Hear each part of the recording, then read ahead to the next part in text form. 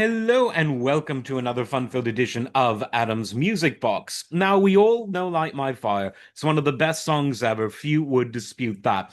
But what I want to talk about is why, even though it's on compilations of the greatest singles of the 60s, and in terms of time and place, it was, I would say that stylistically, Light My Fire was almost an anti-60s song when you look at what was on the charts in 67 and 68.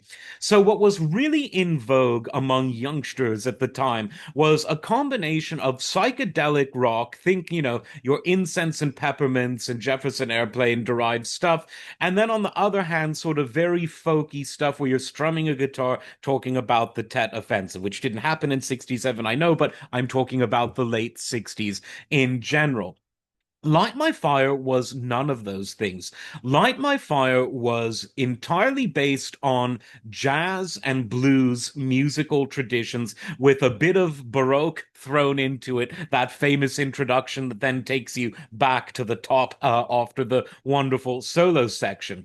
The elongated solos themselves were things that weren't all that common on singles in the late 60s, even though you'd find them on albums. But even though the radio stations, some of them on AM, cut the solos out, you cannot have Light My Fire without the solos. So, why do I say that this is the anti 60s song? Well, it wasn't a song about peace and love. It wasn't a song about war and peace. It wasn't a song about, psychedelia galore. It was a very groovy love song, a jazzy, a proto funky love song, a bluesy love song.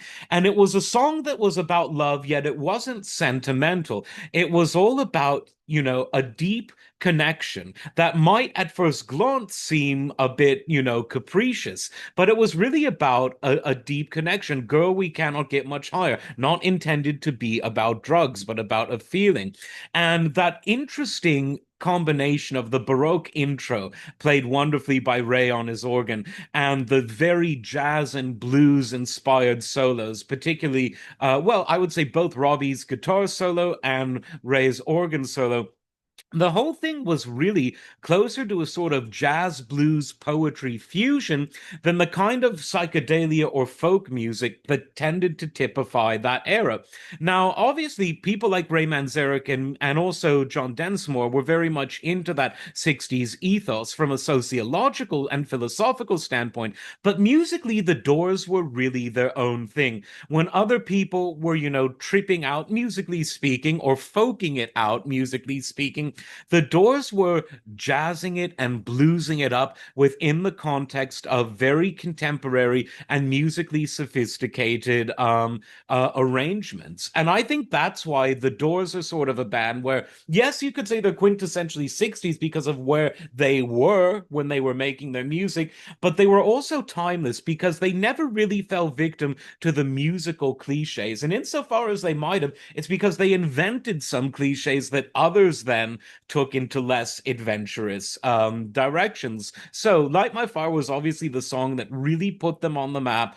Robbie Krieger wrote it, but obviously everyone contributed to the arrangement and the performance. Let me know what you think. Is it the anti 60s song from a musical point of view? As always, like, subscribe, and we'll see you next time. Take care.